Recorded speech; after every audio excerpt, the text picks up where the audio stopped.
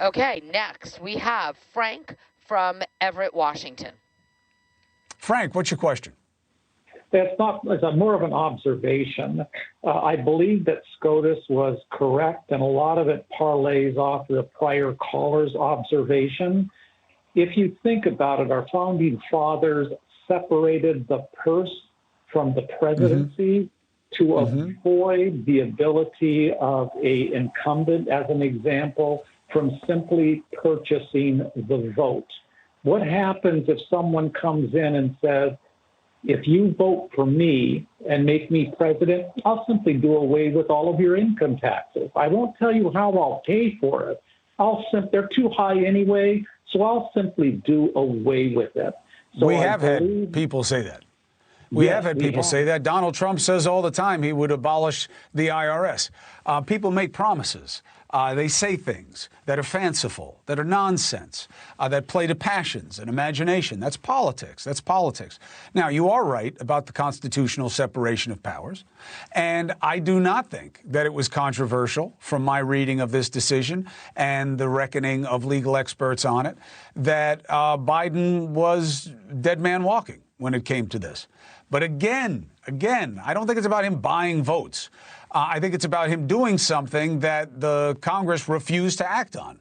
And I actually think more American people would judge favorably his making an effort than Congress's inaction. But we'll see when it plays off.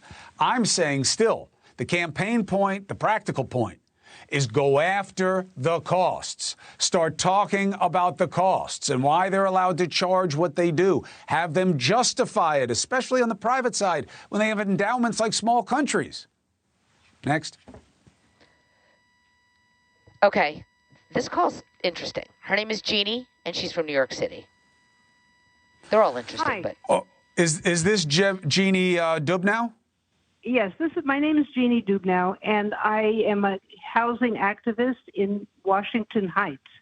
And I know who you are. I saw you in the paper.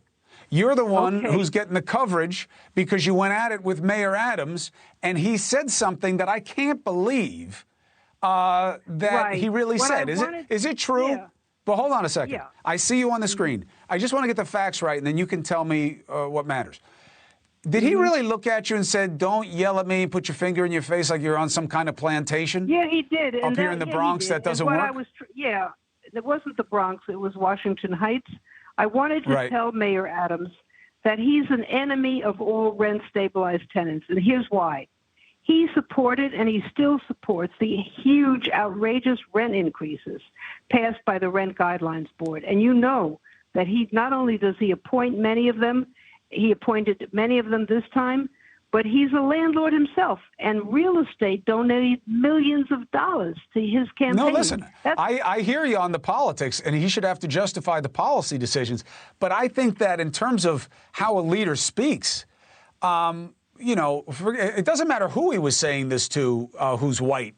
It would have been weird. But isn't your family's background filled with Holocaust survivors?